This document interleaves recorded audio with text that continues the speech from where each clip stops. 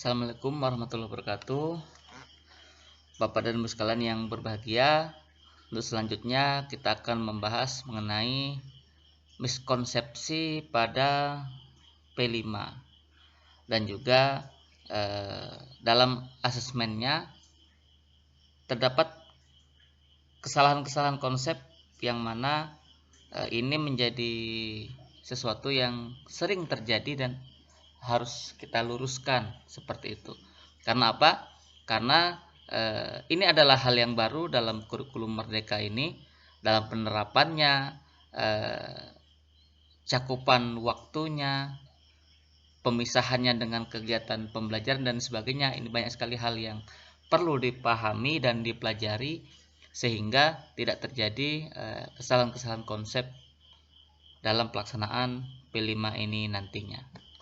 Apa saja miskonsepsi dalam P5 dan juga dalam asesmennya? Mari kita bahas bersama saya, Said Agus Nur Hamid. Kita mulai dengan pengertian miskonsepsi terlebih dahulu. Dalam hal ini dikatakan sebagai pengertian yang tidak akurat akan sebuah konsep. Ini menurut Fowler.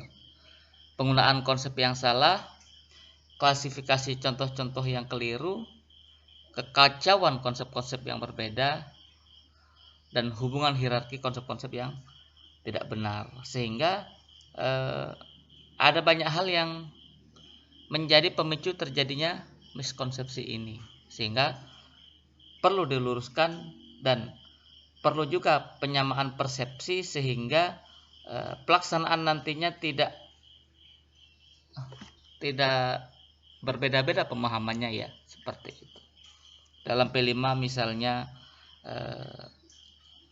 bagaimana penyusunan proyek itu hanya dilaksanakan oleh satu guru saja, misalnya guru kelas saja, seperti itu. Ini adalah salah satu kekeliruan dalam pemahaman P5, atau memasukkan unsur pembelajaran dalam P5 sehingga dalam proyek yang dilaksanakan tetap mengacu pada tujuan-tujuan pembelajaran intrakurikuler seperti itu ya. Lalu banyak hal-hal yang lain yang berkaitan dengan proyek P5 ini yang perlu kita luruskan.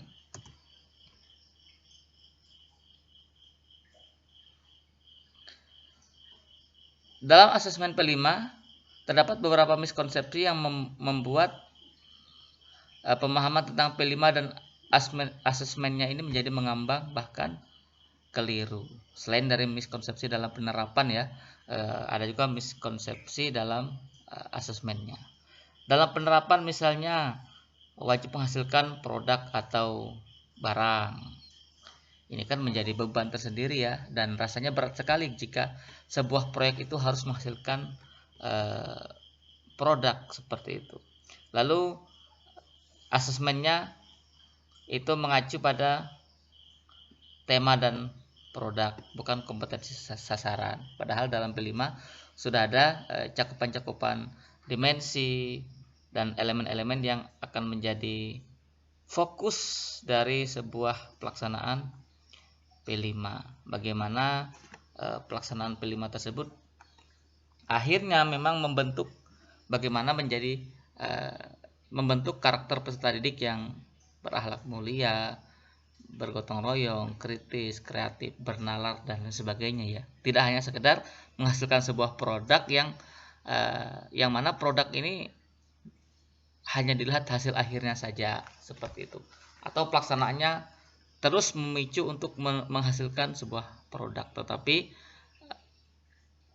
kompetensi-kompetensi dalam dimensi itu tidak ditumbuhkan. Kita lihat beberapa konsepsi yang sering muncul. Apakah penilaian itu masih berbasis pada capaian pembelajaran? Nah, ini mungkin miskonsepsi yang muncul ketika akan membuat sebuah kegiatan, maka dicari terlebih dahulu materi pelajaran apa yang sesuai untuk dibuat menjadi sebuah proyek. Nah, itu tidak ke sana arahnya ya.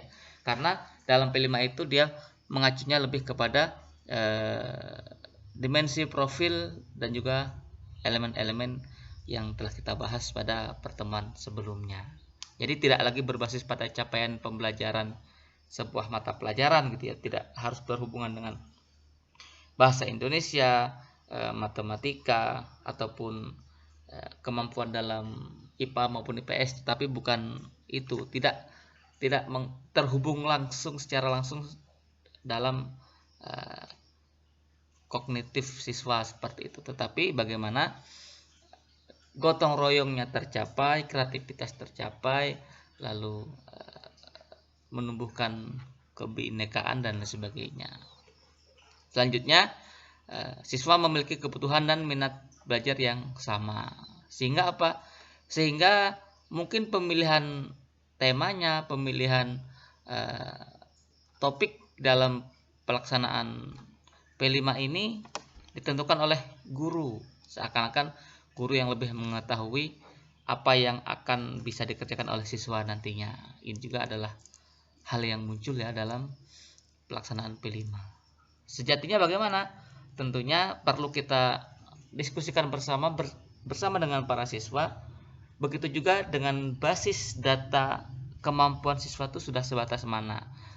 Minatnya di bagian seperti apa saja gitu ya. Lalu kemampuan yang dimiliki siswa, dimiliki kelas, dimiliki sekolah tersebut sebatas mana, sehingga proyek yang nantinya dibuat juga tidak terlalu menggunakan energi yang banyak, selanjutnya biaya yang besar, waktu yang lama, tetapi minim kontribusi pada dimensi-dimensi profil P5 yang seharusnya itu muncul. Nah, itu tentu sebuah miskonsepsi juga, sehingga bagaimana memahami kebutuhan dan minat dari para siswanya untuk membuat sebuah proyek.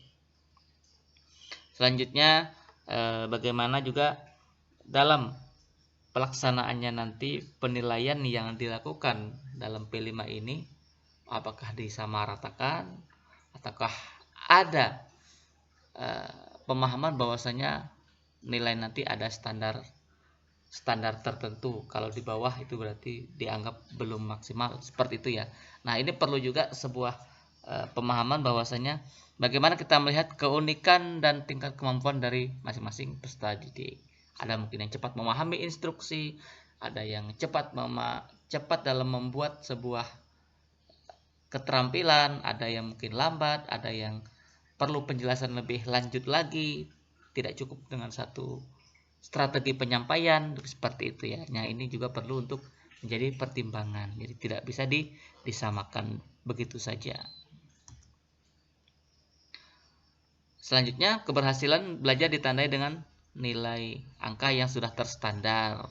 Nah, ini ya perlu diluruskan juga bahwasanya ada keberhasilan tersebut meningkat pada satu siswa pada proyek pertama misalnya, nanti mungkin melambat pada proyek yang kedua.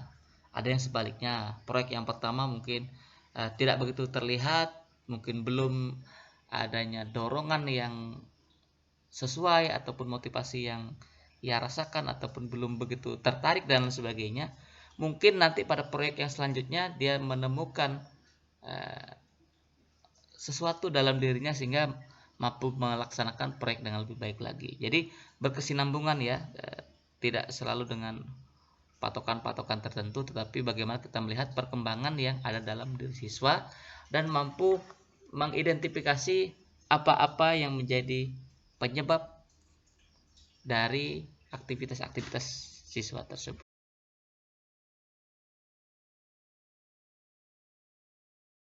Selanjutnya yang terjadi adalah bagaimana kegiatan P5 tersebut tidak menerapkan adanya asesmen diagnostik ya, ataupun asesmen awal untuk melihat yang berfungsi untuk melihat apa sih yang menjadi kompetensi dari siswa sebelumnya, lalu bagaimana tingkat modalitas awal yang dimiliki oleh peserta didik dan apa karakteristik dari para peserta didik tersebut, sehingga perlu untuk menerapkan adanya sebuah asesmen awal ataupun asesmen diagnostik untuk melihat seperti apa gambaran peserta didik yang akan melaksanakan kegiatan proyek ini. Sama juga dengan kegiatan pembelajaran di kurikulum Merdeka ya, adanya asesmen awal untuk melihat kemampuan ataupun latar dari para peserta didik. Misalnya seperti ini, ketika akan melaksanakan pesta demokrasi pemilihan pengurus OSIS seperti itu ya, suara demokrasi di jenjang SMP kelas 7 misalnya. Tentu anak-anak yang berada di kelas 7 tersebut adalah mereka yang tahun sebelumnya berada di jenjang SD ataupun madrasah ibtidaiyah seperti itu, sehingga perlu diidentifikasi terlebih dahulu sebatas mana pemahaman mereka tentang organisasi, tentang OSIS seperti itu ya. Lalu apakah mereka telah memiliki pemahaman awal ataupun masih belum paham sama sekali tentang keorganisasian, dalam hal ini adalah OSIS di jenjang SMP tersebut. Bagaimana mereka akan dapat langsung diberi kegiatan tentang ataupun proyek-proyek kegiatan tentang suara demokrasi ketika belum memahami tentang OSIS itu sendiri. Jadi perlu adanya asesmen diagnostik untuk melihat sejauh mana kesiapan para peserta didiknya, pemahaman mereka itu di batas yang mana, sehingga nanti bisa berangkat dari kemampuan dasar yang telah dimiliki oleh para peserta didiknya, sehingga kegiatan dapat berjalan dengan lebih maksimal ketika adanya asesmen diagnostik sebelum pelaksanaan proyek P5. Begitu juga dengan proyek-proyek lain yang mestinya kita tanamkan dulu mereka itu sebatas mana minatnya dengan proyek yang akan kita tawarkan, seperti itu ya. Selanjutnya fokus pada hasil akhir, bagaimana masih banyaknya pendapat bahwasanya proyek P5 itu adalah menghasilkan produk-produk, baik produk berupa barang ataupun produk berupa sesuatu yang bisa bernilai jual gitu ya, karena berkaitan dengan proyek sih seperti itu.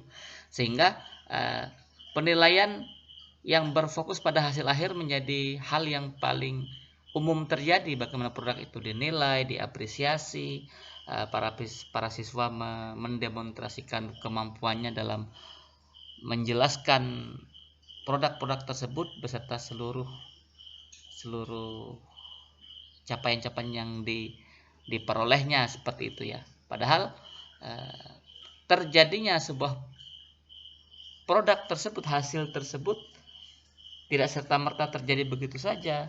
Di sana ada beberapa kekeliruan, misalnya ada beberapa percobaan yang belum berhasil, ada beberapa kesalahpahaman dalam penerapan, dan banyak hal lain yang seharusnya itu juga digali selama dalam proses pelaksanaan penilaian P5 ini, sehingga akan terlihat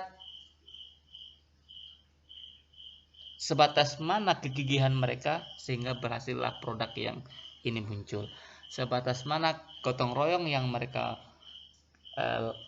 lakukan sehingga menghasilkan sebuah produk. Lalu bagaimana keyakinan mereka akan dirinya sendiri, kemandirian yang mereka miliki, sehingga hasil akhir tersebut adalah sebuah hasil yang tetap kita apresiasi, kita berikan penilaian dan sebagainya, tetapi hal-hal sebelumnya itu menjadi hal yang tidak kalah penting juga untuk menentukan sebuah hasil akhir, sehingga continue dan memang relevan ya keberhasilannya seperti ini. Kegiatan-kegiatan sebelumnya juga kita pahami. Kalaupun misalnya hasilnya tidak maksimal, kita lihat tidak hanya hasil yang dinilai, tetapi bagaimana proses kemandiriannya, kegigihannya, bernalar kritisnya setelah memahami nilai produk itu gagal.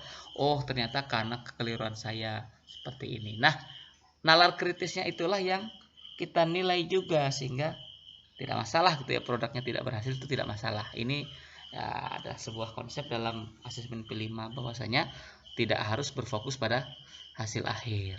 Begitu juga selanjutnya adalah kesalahan dalam alokasi waktu dalam asesmen P5.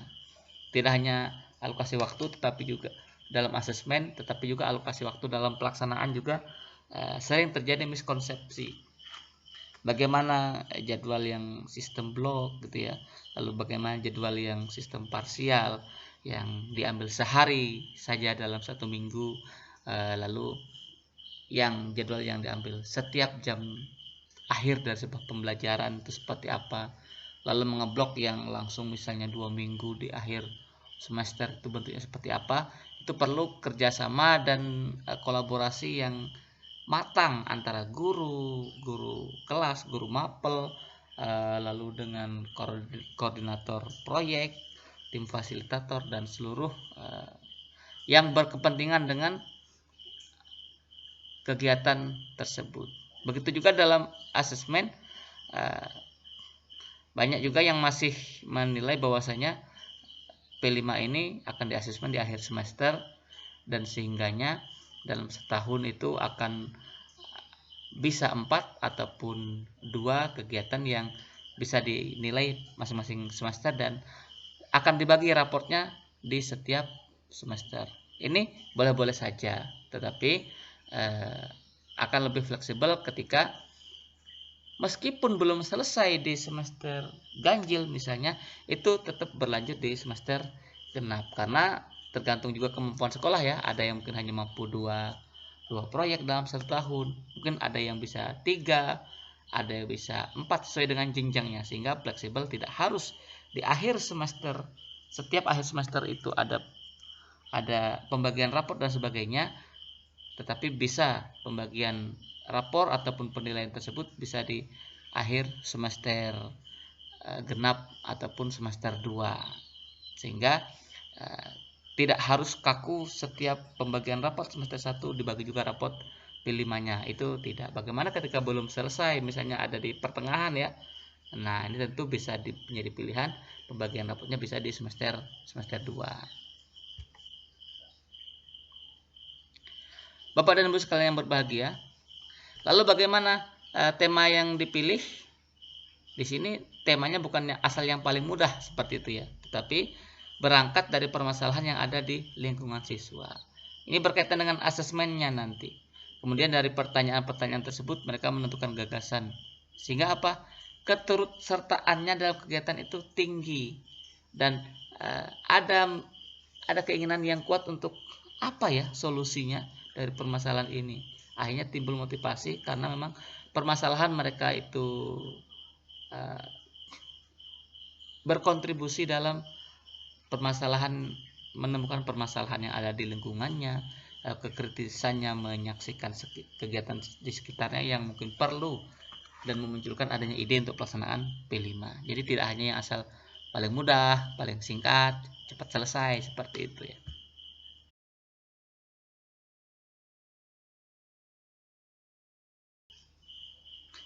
Bapak Ibu sekalian, yang selanjutnya adalah tentang umpan balik pada peserta didik. Siswa tidak mendapatkan umpan balik. Nah, ini bagaimana kejadiannya? Sangat penting memberikan umpan balik kepada para siswa dengan umpan balik yang positif, sehingga siswa tahu apa hal yang perlu diperbaiki, apa kekeliruan yang perlu dihindari atau ditinggalkan, atau menjadi sebuah evaluasi seperti itu ya. Lalu banyak di antara kita justru memberikan umpan balik negatif. Ada sih umpan balik, tetapi sifatnya negatif. Padahal hal tersebut membuat siswa itu menjadi down, gitu ya. Menjadi, aduh, saya kok begini sih, menjadi rendah diri. Tetapi ada juga yang tidak memberi umpan balik sama sekali, sehingga siswa itu tidak mengetahui apa yang harus diperbaiki di masa yang akan datang dari kegiatan-kegiatan yang sudah dilaksanakan. Selesai saja gitu ya. Apresiasinya hanya bersifat formalitas dan tidak memberi kesempatan kepada siswa untuk menilai produknya sendiri, menyampaikan apa yang menjadi kelemahannya, apa yang menjadi keunggulannya, dan sebagainya. Sehingga umpan balik ini menjadi hal yang sangat positif dan diperlukan dalam menumbuhkan mentalitas peserta didik dan kesiapannya untuk ya siap untuk diapresiasi, siap untuk dikritisi, terbuka, dan juga mampu mengambil sesuatu dari penyampaian dari yang ia terima dari orang lain, misalnya dari gurunya, dari rekan-rekannya, dan ada perbaikan yang akan diperolehnya di masa yang akan datang. Dalam hal ini, kelima adalah kesempatan berharga bagi peserta didik untuk memahami dan menerapkan nilai-nilai Pancasila dengan mengatasi masalah kekeliruan seperti berorientasi pada hasil, pada produk gitu ya, penilaian yang tidak otentik. Maka dengan mengatasi miskonsepsi ini, maka sekolah dapat memaksimalkan manfaat P5 dengan kontribusi yang lebih besar, pendidikan karakternya, menjadikan siswa siap bersaing di masa yang akan datang. Seperti penyampaian sebelumnya, bahwasanya tantangan dunia ke depan itu adalah bagaimana siswa-siswa tersebut menghadapi dunia yang tidak hanya mengedepankan kemampuan intelijensi semata gitu ya, bukan kejelasan intelektual saja, tetapi benar-benar mampu berkolaborasi, melihat peluang, memaksimalkan potensi, dan meminimalisir kelemahan yang dimilikinya. Sehingga ini adalah persiapan untuk para siswa menuju bagaimana ia menghadapi dunianya di masa yang akan datang. Demikian Bapak dan Ibu sekalian, materi kali ini. Terima kasih, dan kita akan lanjutkan dengan materi yang selanjutnya, yaitu asesmen, diagnostik, formatif, serta sumatif dalam P5. Terima kasih, saya akhiri. Wassalamualaikum warahmatullahi wabarakatuh. Salam sejahtera untuk kita semua.